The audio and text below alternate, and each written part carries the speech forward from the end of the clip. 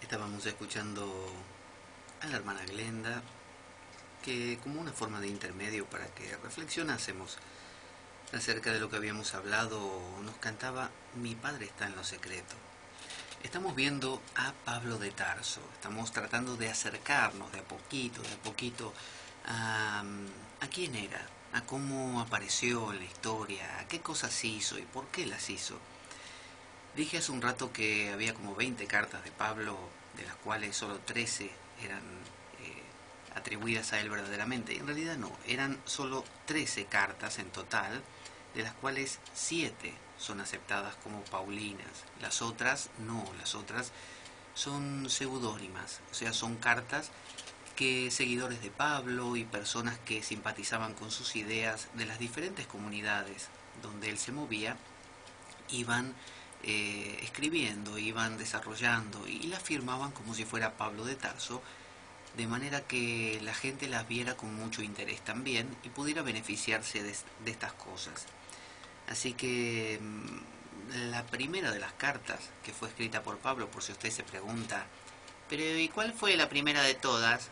La primera, que escribió, porque debe ser la mejor esa, porque ahí estaba fresquito. Bueno, la primera es la carta a los tesalonicenses, la primera carta a los tesalonicenses, en el año 51. Tengan en cuenta que si en el año 30 o por ahí fue que murió Jesús, bueno, 20 años después, año 51, luego de la llamada de Pablo, de que Pablo pasara por una situación que ahora contaremos, bueno, comenzó a producir esta información epistolar, empezó a escribir en forma de cartas. Así que tenemos en los Hechos de los Apóstoles también, que están después de los 4 evangelios, lo primero que viene son los Hechos de los Apóstoles. Bueno, en los Hechos de los Apóstoles, escrito o atribuido a Lucas, al mismo que escribió el Evangelio de Lucas, porque el Evangelio de Lucas es un evangelio doble, mientras que el de Mateo, Marcos y Juan es simplemente eso, lo que usted ve ahí. Bueno, el Evangelio de Lucas no termina ahí. En realidad, los Hechos de los Apóstoles son lo mismo, es el mismo escrito, solo que parece que como no entraba en un solo papiro, lo dividieron en dos. Y después quedó separado, porque pusieron los 4 evangelios y después los Hechos. Pero en realidad Lucas lo que hace es relatar en los Hechos de los Apóstoles cómo era la vida de las comunidades de los primeros cristianos, del cristianismo primitivo. Y Lucas es como una suerte, que ya veremos por qué, de suavizador. Lucas es como que quiere que todos se lleven bien. ¿Vio esos tipos que nunca quieren problemas? Y que uno dice, para mí Dios es una realidad y lo siento en mi corazón. Y aparece uno tipo Lucas que le dice, sí, vos sabés que tenés razón, yo opino lo mismo. Y aparece otro que dice, para mí Dios es todo mentira, Dios no existe, es un cuento que nos contaron para que nos quedemos tranquilos. Como dice Marx, Dios es el opio de los pueblos. Y viene el mismo tipo que como Lucas y dice, sí, yo también estoy de acuerdo, lo que decís tiene mucha verdad.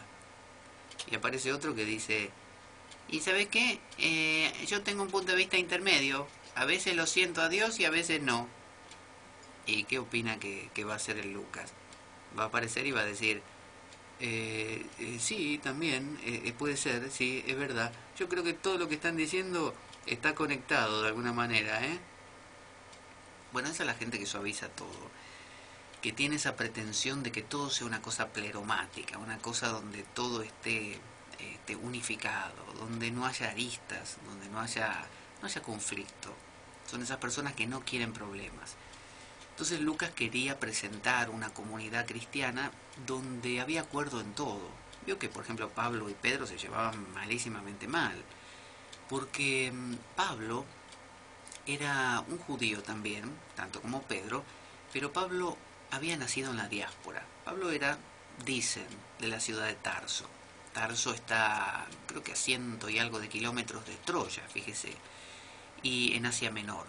Y, y la ciudad de Tarso, entonces, que en los Hechos de los Apóstoles dice que, o sea, Lucas dice que Pablo nació en Tarso, pero en las cartas paulinas, que son del puño y letra de Pablo, aunque Pablo en realidad no las escribía, las dictaba, ¿no es cierto? Pero las dictaba con el tipo ahí al lado, o sea que no es que él las hablaba y después las escribía ni escribían cualquier cosa.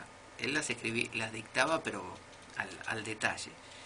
Eh, en sus propias cartas él no dice dónde nació, no cuenta. Así que no podemos saber exactamente si cuando decimos Pablo de Tarso estamos haciendo justicia, o quizá Pablo nació, no sé, en Oviedo, o nació en la ciudad de Mar del Plata, o en el medio de Alaska, no lo sabemos, puede que sí, no lo sabemos. Entonces, Pablo de Tarso, en los Hechos de los Apóstoles se dice que nació justamente en esta ciudad. Ya no me acuerdo lo que estaba diciendo, pero no importa. Que Lucas quería ser un suavizador, porque Pablo se llevaba mal con Pedro, porque Pedro era de Galilea, era de donde había nacido Jesús, y por lo tanto vivía o pasó a vivir en Jerusalén, en la comunidad de Jerusalén. O sea, era ultra judío, era judío y vivía en Israel.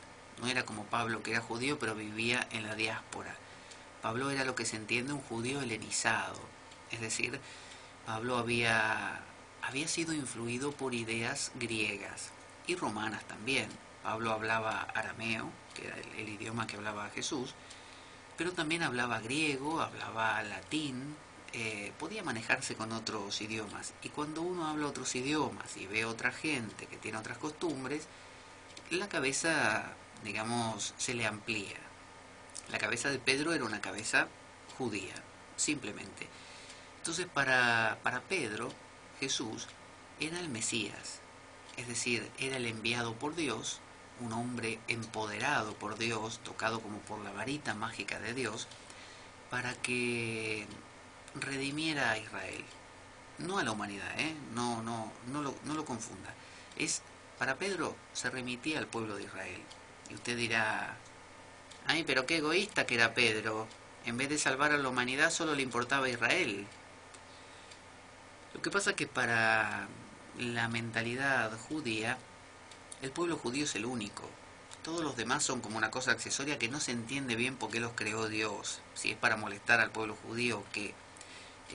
Pero para los judíos Israel es lo único importante. Entonces es el pueblo elegido y Dios los eligió a ellos y son los mejores y todo.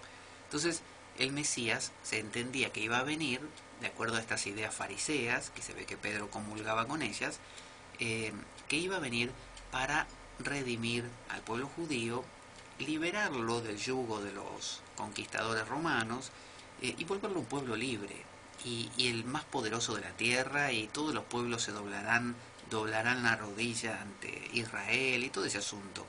Había un solo problemita que tenía Pedro en su cabeza. La matemática no le había dado, es decir, le habían crucificado al Mesías. Qué problema, ¿no?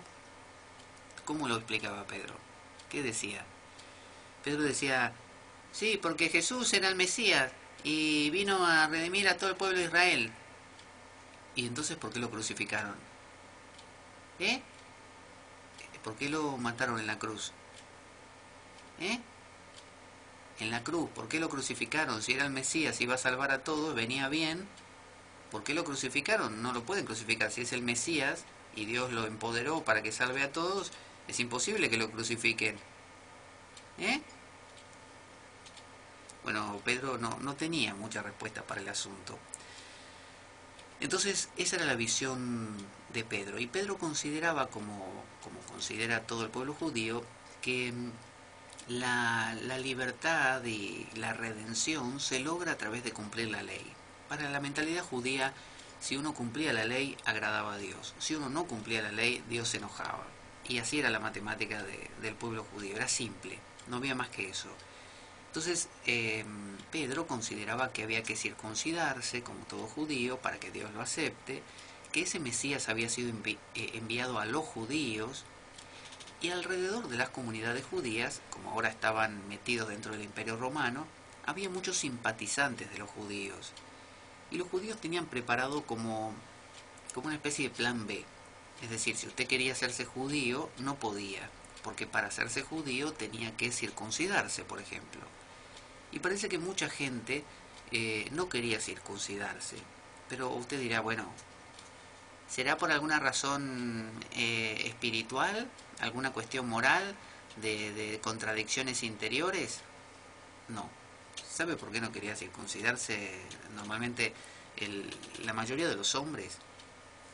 Porque después tenían que ir a los baños romanos, por ejemplo, y ahí a bañarse y todo eso, e iban como Dios los trajo al mundo. Y si usted era mujer y se hacía judía, ¿no? Y cumplía los reglamentos judíos, no pasaba nada porque nadie se enteraba. A la mujer no la circuncidaban, pero a usted lo circuncidaban, y no lo circuncidaban con un cuchillo esterilizado, con un bisturí quirúrgico. No, con un cuchillo de sílex. ¿Sabe lo que es el sílex? Es una piedra. O sea, con un cuchillo de piedra. Si usted es un bebé, acaba de venir al mundo, ¿no? Está revoleando los ojos para todos lados porque no entiende ni dónde está. Se hace pis encima, se hace todas sus necesidades, llora, está descubriendo que tiene brazos y cosas por el estilo. Y de repente siente un dolor muy fuerte y no sabe ni de dónde viene ni por qué. Y es que lo acaban de circuncidar. Eso es una cosa. Y otra cosa es que usted como adulto, consciente, acepte que con un cuchillo de sílex, que es una bestialidad, de adulto le cortan el prepucio con todo el riesgo de infección que tiene eso y el dolor insoportable y sobre todo la conciencia de que se lo están por hacer. Entonces los hombres estos después tenían que ir al gimnasio, donde se estilaba ir desnudo. Entonces los demás lo miraban con cara de, mira ese, para hacerse judío se lo tuvo que cortar y cosas así. Entonces nadie quería exponerse a eso. Entonces costaba mucho que alguien, hombre, se hiciera seguidor de los judíos, mientras que las mujeres no. Había muchas mujeres simpatizantes de los judíos. La propia Popea, la que se bañaba en leche, o leche de burra me parece que era, la esposa de Nerón, esposa o hermana, no me acuerdo ahora, se había hecho simpatizante de los judíos. Era como una especie de amante de los judíos, o sea, amaba todo lo que era judío. Básicamente porque atraía mucho la religión judía, porque era una religión que tenía patrones morales muy estrictos. Fíjese que la religión romana era una religión social, era una religión que usted podía ir al culto, al templo y orar a los dioses, pero le faltaba como patrones morales de conducta, una especie de debes y no debes hacer. Tienes que portarte bien, tienes que ayudar a tu comunidad, ayudar al desvalido. Los judíos eran muy solidarios entre sí. Usted si no es judío y pasa al lado de un judío se puede morir que no pasa nada. Como en el cuento del buen samaritano, nadie lo ayuda. Pero si usted es judío, en una comunidad judía, todos tienden a ayudarlo. Fíjese esta idea de los esenios, donde todos compartían todo, y también esta idea también de los kibbutz hoy en día, donde hay comunidades de judíos que se reúnen y viven comunitariamente, como lo que serían los hippies o como lo que serían los comunistas. Entonces hay una idea de ayuda al prójimo, al desvalido, al enfermo, a la viuda. No queda usted ahí a la buena de Dios. Entonces esto gustaba mucho a la gente. Y una filosofía griega que tenía algo de esto eran los estoicos. Los estoicos tenían esto de comportarse como es debido, ayudar al prójimo, no, reglas morales muy estrictas.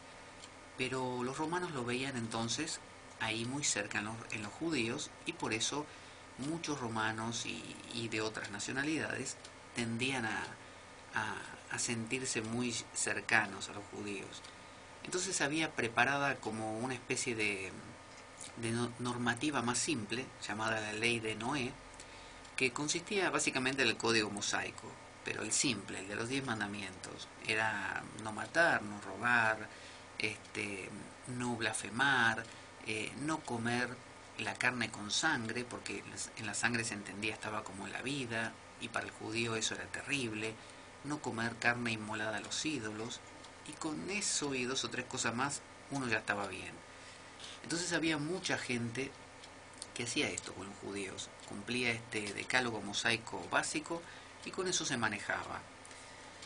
Entonces, Pablo de Tarso era uno de estos judíos de la diáspora que era fariseo, por lo menos él dice eso, de la tribu de Benjamín, por si quieres saber algo más, y entonces servía a las autoridades judías buscando a estos cristianos, porque los cristianos no se veían como una nueva religión, ni los propios cristianos se veían así, ni el propio judaísmo lo veía así, sino que lo veían como una de tantas interpretaciones nuevas que había dentro del propio judaísmo, ¿no? Era un maestro más, llamado Jesús, que se había autopostulado como Mesías y que bueno, que había generado cierto revuelo. Así que los que había eran judeo-cristianos, no eran cristianos, porque los cristianos puros vinieron después. Al principio eran judíos que tenían esta inclinación a seguir a Jesús y a considerarlo como un Mesías. Pero no como un hijo de Dios ni nada, solamente Mesías, como el que venía a redimir al pueblo de Israel. Entonces, ¿quién era Pablo? Estamos diciendo. Pablo se llamaba Saulo. Saulo sería Saúl. Se llamaba Saúl, como el rey Saúl, igual.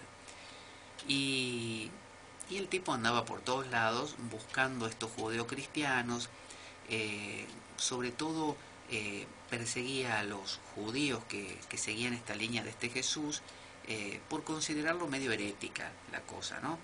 Y además a los que, como digo, que eran amigos de los judíos, que cumplían estas reglamentaciones y por lo tanto quedaban bajo el ala judicial de los judíos. Entonces él los perseguía y no es que los mataba, podía ser que los penalizaran con multas económicas, podían ser que le dieran azotes, podían ser distintas clases de penalidades por incumplir, por ejemplo, ciertos preceptos o negar la validez de, no sé, del templo de Jerusalén y cosas así, que a usted le parecerá una tontería, pero bueno, en materia religiosa una tontería puede significar la muerte, puede significar una guerra santa. Así que Pablo se dedicaba a, entre otras cosas, ¿no?, a perseguir a esta gente y a llevarla ante las autoridades. Y bueno, ocurrió que un día Pablo estaba camino a Damasco, la ciudad de Damasco, para cumplir una de estas tareas.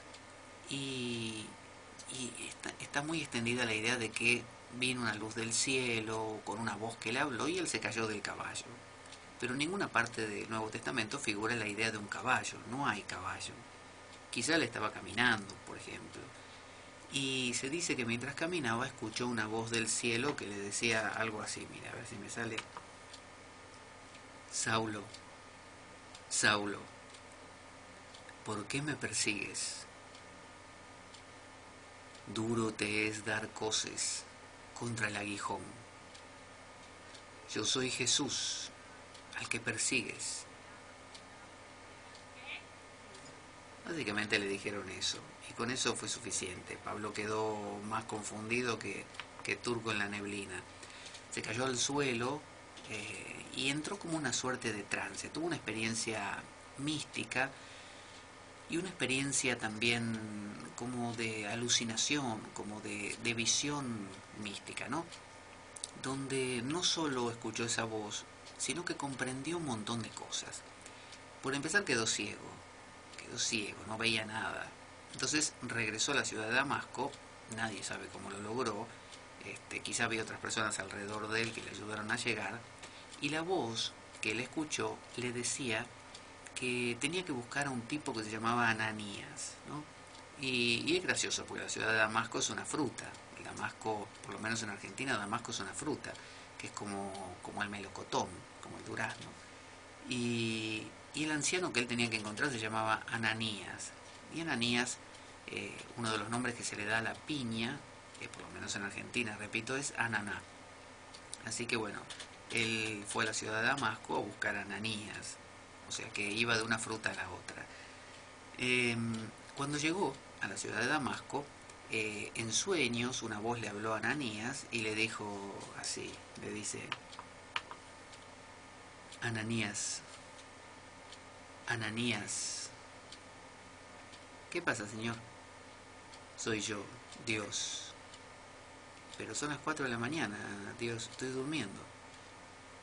No importa, yo no duermo. Y si yo no duermo, tú tampoco. Tienes que ir a encontrar a un tal Pablo, ahora se llama Pablo. Antes se llamaba Saulo. Pero ya sé quién es el que nos persigue y nos mata y nos manda ante el Sanedrín y todas esas cosas, y nos dan latigazos. ¿Qué querés con ese tipo? Quiero que lo vayas a buscar, que lo traigas a tu casa. ¿A dónde? A tu casa. Pero vos estás loco, a mi casa. Si ese es un asesino, es un loco, me va a denunciar. Vamos a terminar yo y toda mi familia presos. ¿Tengo que repetirte las cosas? Te dije que lo traigas a tu casa. Bueno, está bien, vos sabrás lo que hacer. Anda a buscarlo, tráelo, y se le va a curar la ceguera cuando le ponga las manos sobre los ojos. Bueno, si vos lo decís. Entonces Ananías lo que hizo fue exactamente lo que Dios le pidió. Fue donde estaba Saulo, que no veía nada. Saulo se estaba golpeando contra las paredes y todo. Y le dice: ¿vos sos Saulo? Sí. Yo soy Ananías. Ah, Ananías, bien. El que me dijo Dios. Sí, el mismo. A mí también me habló. A las 4 de la mañana me habló. Bueno, ¿sabes qué? Te tengo que llevar a mi casa. Él me dijo eso. Me haces un gran favor si me llevas a tu casa porque no veo nada. Bueno, dale, vení, es por acá. No, para ahí no, ahí está el árbol. ¿Te lo vas a llevar? Te dije. Te lo llevaste por delante, ¿ves? Escuchá mi voz y seguime. Yo voy a ir silbando para que me puedas ver por dónde voy.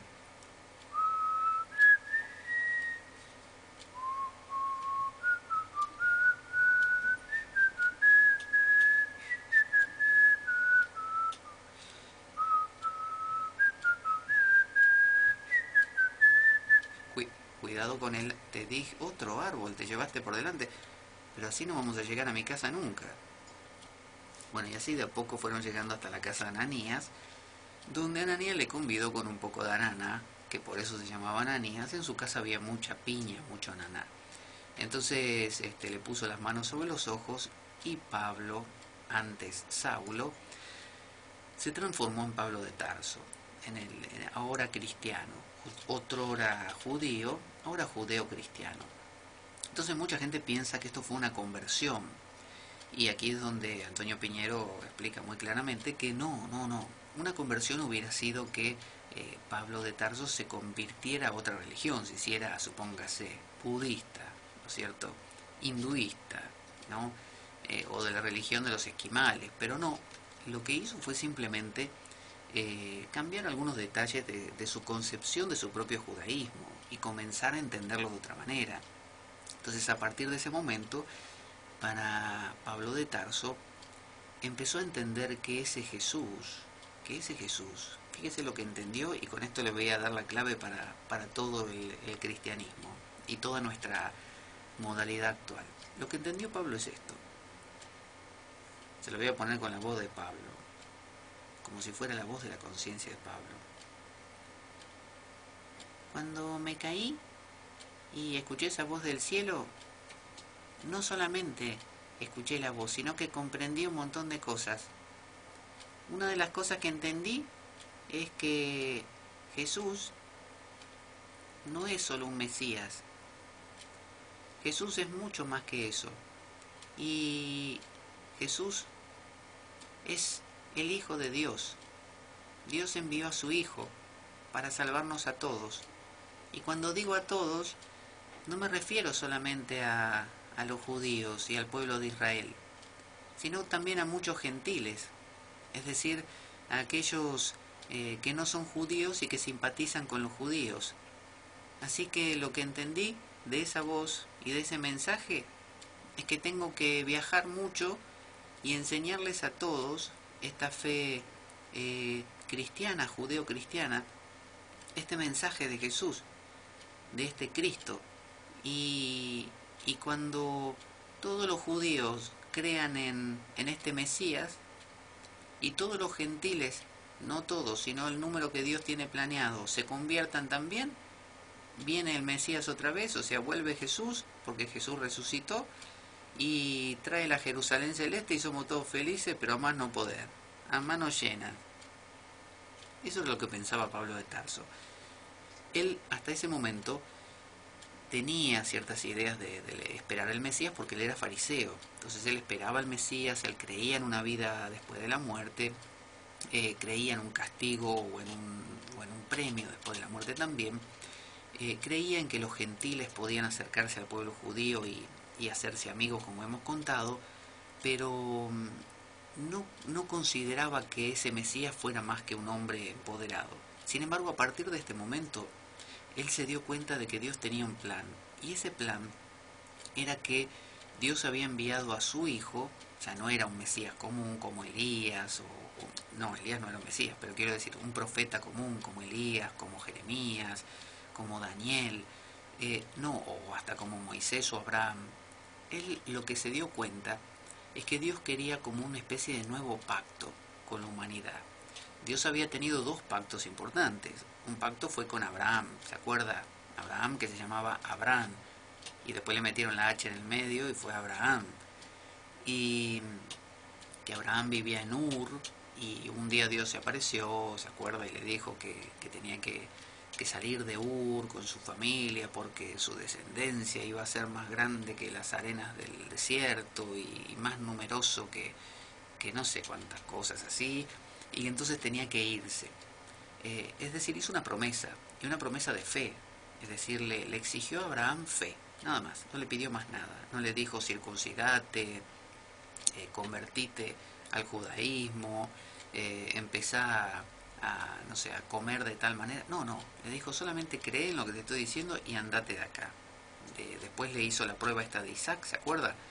Que le propuso sacrificar al hijo, y que cuando Abraham justo le iba a matar al hijo en la pira ahí de sacrificio, Dios le dijo que se detenga con un ángel y le dijo, bueno, ya he probado tu fe. Bueno, entonces se trataba de eso, una prueba de fe. Mientras que después vino Moisés. ¿Se acuerda de Moisés, el que sacó al pueblo judío de Egipto? Bueno, Moisés hablaba de otra cosa, hablaba de la ley. Del monte Sinaí Moisés bajó la ley del Sinaí, y que era la ley de la alianza, del arca de la alianza, donde estaban esos, que le digo, 613 mandamientos, que eran muchos mandamientos. No sé si fue justo esos 613 de la Mishnah, pero que eran muchos en ese momento, ya eran muchos. Los 10 mandamientos fue una adaptación que se hicieron después, que es como una forma de, como si uno le dijera, mira, ponelo en un folleto, en un panfleto, en un cartel, y bueno, uno pone lo más importante. Pero Moisés era la ley y Abraham era la fe. Entonces Pablo se dio cuenta que el tema de Moisés con la ley era una cosa que vino después, y que vino porque el pueblo en ese momento lo necesitaba. Pero ahora Jesús había venido a demostrar que eso ya quedaba obsoleto, a una nueva alianza, y era la alianza de la fe, solo fe. Entonces Pablo empieza a proponer una idea revolucionaria, que no hace falta más las obras, sino que la redención ya no va a ser más por las obras, sino por la fe. Y la única fe que hacía falta era creer que un tal Jesús que era